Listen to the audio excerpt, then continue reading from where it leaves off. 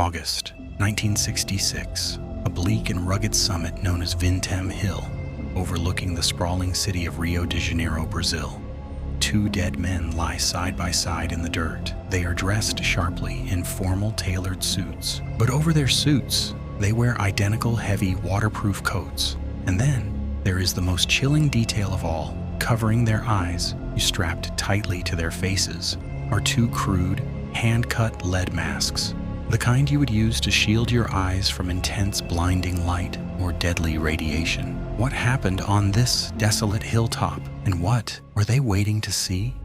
It starts with a young boy. He is flying a kite, chasing it up the steep, overgrown slopes of Vintém Hill. When he crests the summit, he stumbles into a nightmare. He finds the two bodies and immediately runs for help. When the police arrive, they are completely baffled. The crime scene makes zero sense. There is no blood, no signs of a struggle, no gunshot wounds, no stab marks, no strangulation.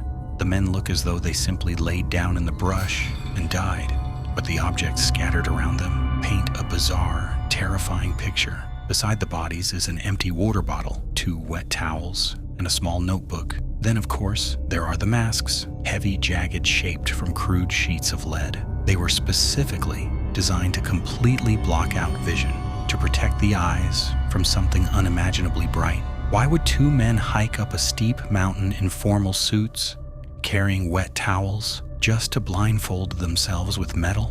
The police quickly identify the victims, Manuel and Miguel. They aren't spies. They aren't cartel members. They are just two electronics technicians from a town miles away. But when investigators open the small notebook found in Miguel's pocket, the mystery goes from strange to downright supernatural.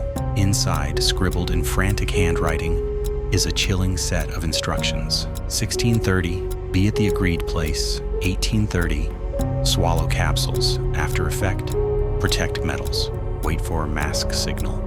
Swallow capsules, wait for a signal. The timeline of their final days only deepens the paranoia. 3 days before they were found, Manuel and Miguel told their families they were going to the city to buy a car and some work supplies. They carried a large sum of cash. That money was never found on their bodies. Witnesses report seeing them in a local store, nervously buying those identical waterproof coats. A short time later, they stopped at a bar. They bought a bottle of water. Miguel was sweating profusely. He was highly agitated, pacing back and forth, constantly checking his watch. Strangely, he insisted on keeping the receipt for the water bottle, saying he would return it later for the deposit. A man planning to die does not plan on returning a water bottle.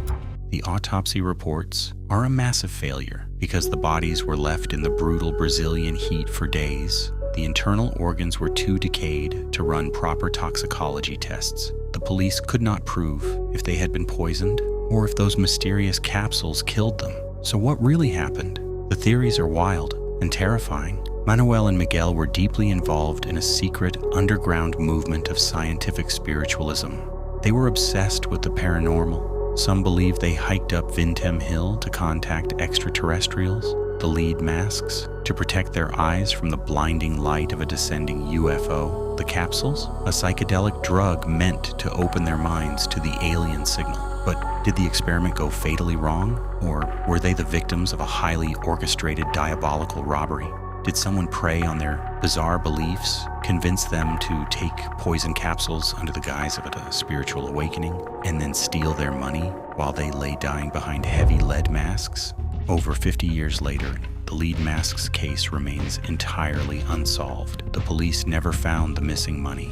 They never identified the capsules, and they never discovered what or who was supposed to give the signal. Manuel and Miguel took the truth with them to the grave, hidden behind two pieces of cold, dead metal. What do you think happened on Vintém Hill? Was this a tragic spiritual experiment, a UFO encounter, or a brutal calculated murder?